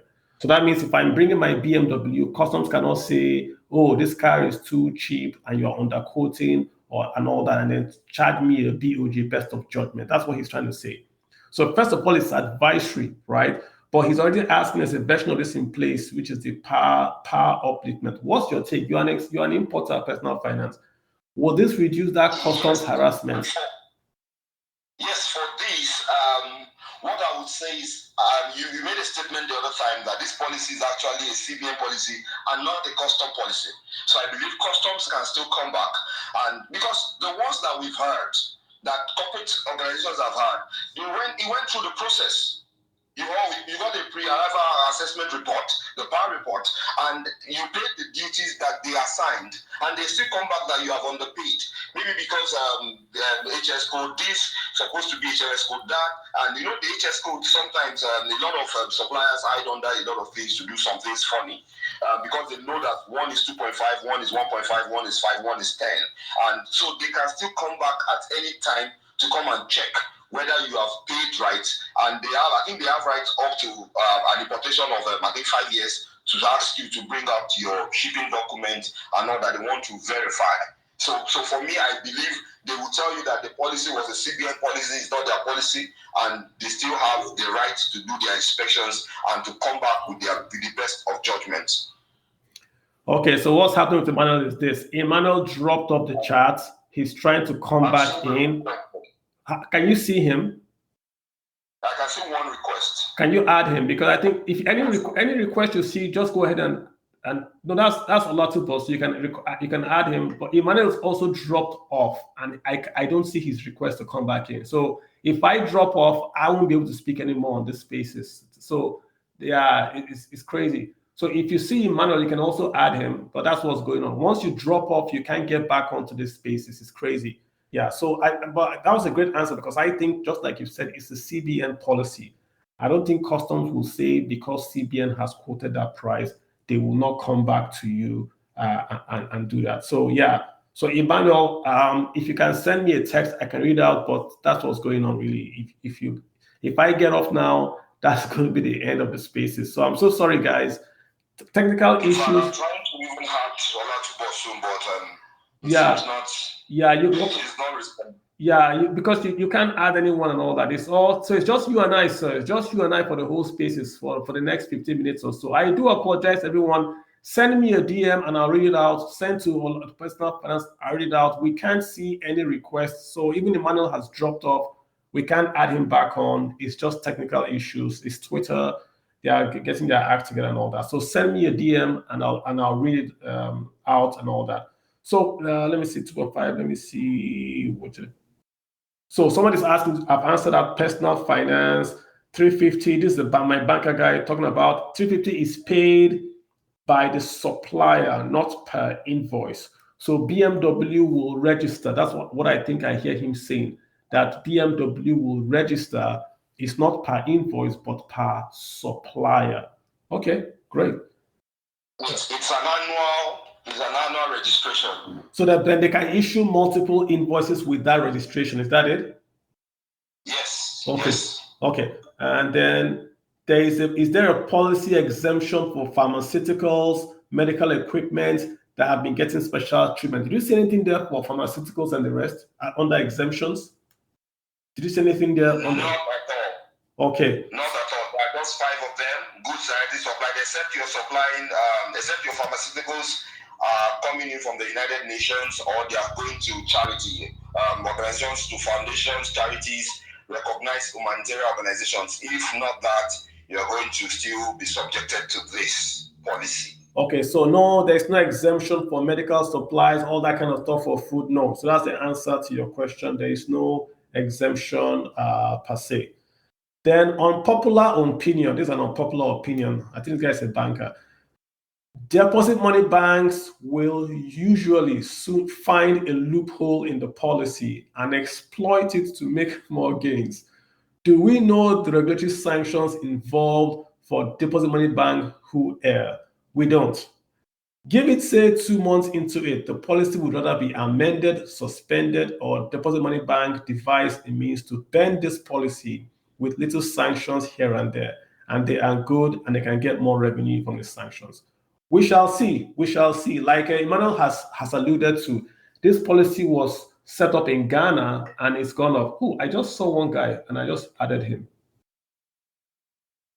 Let me see. I just saw a request and I added. Let's see if it's going to come up. So yeah, I added a guy here. Let me see if it's going to come up. So Emmanuel has said that in Ghana, this policy was implemented in Ghana and that the Ghanaians are now revising it. That is what he has said. So obviously, a policy as large as this that encompasses more sections of the economy will also need some fine-tuning down the road. This can never be the final policy. There are just too many holes. Even from these spaces, we are arguing over 2.5, and if we can go higher or lower than that 2.5, that just tells you that there has to be some fine-tuning as we go along, right?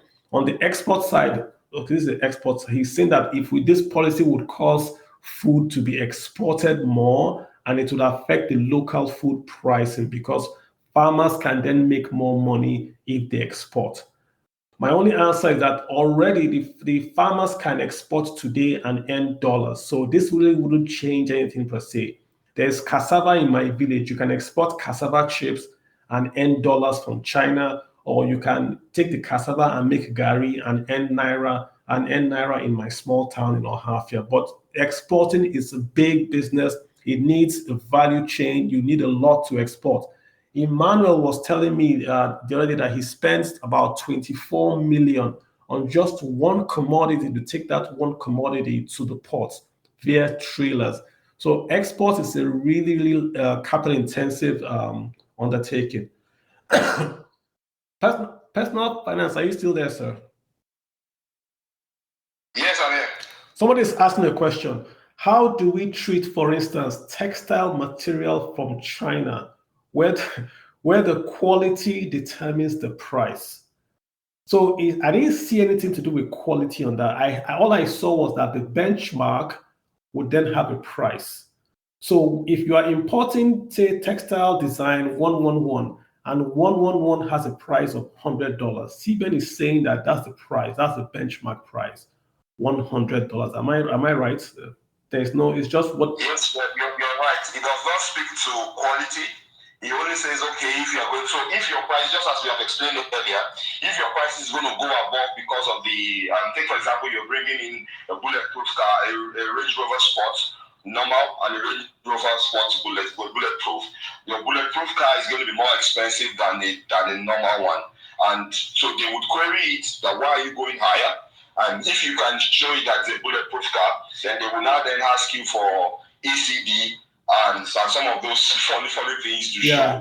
Then they would approve and some of those things. So it's just like what they are after is to regulate the prices and ensure that people are not siphoning funds. They're not putting unnecessary pressure on our naira and all. So that is just so they are driving it majorly on 2 points.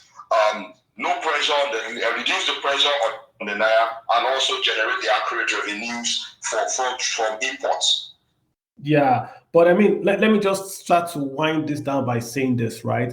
The whole idea of the current account is when you are exporting, no country becomes rich by importing. None. You become rich by exporting. When you export, you earn forex. The forex builds up your current account balance. So that is the way it is done. But to export, you need a weak currency because when you are competing, your currency is what people are going to buy to then buy the commodities inland. So Japanese exporters of Honda cars want a weaker yen so that Americans can afford to buy Toyotas and Mazdas and Lexus. If the Japanese economy produces a stronger yen, then the price of Toyota it's expensive. So coming back to Nigeria, if Nigeria is trying to pursue a currency that is strong, then it cannot then restrict exports. Or rather, if you are trying to push out exports, then you want a weaker currency so that Nigerian exports are able to be sold more, the volume increases, and then the revenue from the exports also increases. This is my take. This is basic economics. So it seems that the policy of the strong naira is this big mountain that this policy will hit. Assume the policy works 100% as expected.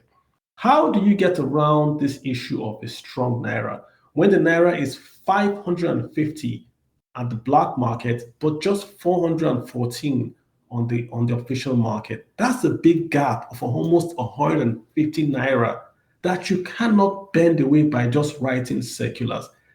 This is my main problem with this policy. That it will go against that rock, and I do not think it will pass that rock. What do you think, sir?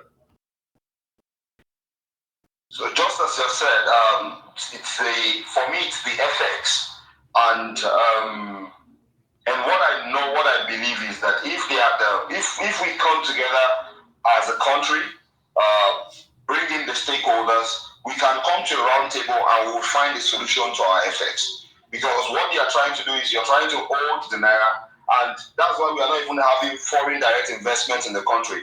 I cannot want to bring in my foreign currency and you're going to change it for me at 414, and I know that I can't get it out at that rate. Correct. So it's difficult. It's difficult. And when you want to look good, and we are the eve of an election in the country. For me, when we're doing roundtable economic outlook for the year, I told my team that we cannot solve this FX problem that we have presently is going to be here till after the elections. Nothing is going to happen. They will not lose anything. No, they are not moving an inch. So the FX is going to be like this still because they believe that once they devalue, it's going to send another signal and they might lose the election. And because of this, they are going to hold it at this rate. So we will be in this place for a long time. That's the truth. So if you look at what happened at the close of the year, 31st of December, you will know that the NAFEX rate, the rate moved. It moved to 435. And once the new year came, the rate came back to 416. So for me, I was just like, this is the same thing they did period. And that's the same thing they've done again. So for us, we know it's about the FX. But if we can come together, we have sharp minds in the country. If we can come together on the right table, it's going to take longer, but we will have a solution. We will definitely have a solution. And that is, so for me, I think the government are not dialoguing a lot more. They should come out with to ask people questions and all. For us, we know that this policy that they are bringing out, they're going to extend it, and but at the time we'll find a solution around it. We know definitely. But for me, I just know that people in the import trade, they're going to have import and export cycle fields. They're going to have it rough in the next 2-3 months. Shipments that are coming in that have already been raised, that are already on the sea, they are going to have problems in clearing them because this is going to create a bottleneck. Because one thing I know about these paramilitaries, they only hear go. So everything is changing. The dynamics are changing now. So for me, I just believe that it's going to be tough, but we'll weather it, and we'll see how it goes. That's our Nigerians, right? We'll manage. We'll go manage them. Yeah, I mean it's that's what we do. We manage them till we get it better. I think that this is just part one.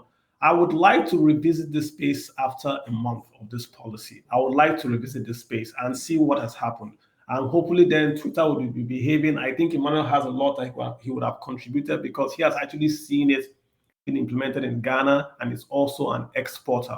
So he would have given us a whole bunch of should we say expertise on that market side. So, sir, I wish you would hang around. I mean, in a month's time, I will try to redo this space so we can just have people talk. Now we're talking about implementation. We'll know whether we're going to charge 5% or otherwise, and then we'll then have a much richer discussion. So, guys, I know from the volume of the DMs I'm getting, I do understand everyone wants to speak. We just can't add anybody. We're not stopping you from speaking. We just can't add anybody. Maybe the banker guys. I blame the bankers. The bankers are the ones that have sabotaged our spaces. They don't want us to talk. So, but I think it's all good. We'll have to do this again. I want to just thank Emmanuel Ajayi, all the way from Ghana, and an exporter that has joined us and has contributed to this discussion. Personal finance, let me just have you introduce yourself, maybe say a word. I see you're a personal finance coach. How come we're not following ourselves, right? So we should follow ourselves and maybe talk offline and then see how we can work together, right? Yes, I think so. My name is actually Babatunde Ayorinde. Don't mind me. I work in the corporate environment, and I'm an accountant, and I work with importation and forex actually. So it's my space, and it's an headache. FX is an headache, and so we will talk, and I also do personal finance coach for people, help people manage their finances and all that. That's the personal also. Yeah. All of us, we are on the street, whether we are working or we are not working, we are on the street. Yeah. Same here. The whole idea is to get these things understandable. Lots of times policies are passed and it's just so complicated that people don't get it. And even when they get it, they don't connect it to the other facets of the economy. This policy would affect the price of Gary. People always say, how does it affect the price of Gary? This policy will affect the price of Gary. So if you don't understand it, it's also going to be a problem. And the whole idea of these spaces and all that I do on Twitter, on Facebook, on Instagram, on the articles I write, on the podcast, it's all about talking about finance, personal finance, the economy, in a very, very simple way so people can get that information and then use that information to do good things. That's really what we are doing. So we've had 2 hours here. I would have wanted to go longer, but this lack of people joining in the chat is I like to get that back and forth and have people state their opinions. We don't have that this week. We'll definitely come back in here. Better Phones is saying that we don't manage till it gets better. It never gets better. It always gets worse. I hear you, sir. We have to be optimistic. We have to, give them benefit of the doubt, and all that, and then we'll see what happens. But I would say you cannot resist what you do not understand. And if you don't understand money and economics, then you cannot really talk about it nor see how it affects you. This is the whole idea of us talking about money and finance every Saturday so that we can have that understanding and then take it from there. So on that note, guys, I'm going to shut down the spaces. Thank you, Emmanuel. Thank you, Personal Finance. Thank you for all them, Babatunde, that joined in to speak. I thank you for that. For all you guys listening, I appreciate you guys. I see lots of names here. Sada Amir, I see you, sir, all the time here. You've never spoken. You should come up line and speak one of these days. I always see you here, and I appreciate you joining all the time. I don't know if you can hear me, but I appreciate you doing that. All right, guys, so take care. Let's meet again next week. It's always on a Saturday by 8 p.m. We're never late, but we're always current. Have a good day, guys. Thank you, and have a good day. You're welcome. Enjoy the rest of the year. We will try to. Thank you so much. Thank you, Manuel. Take care.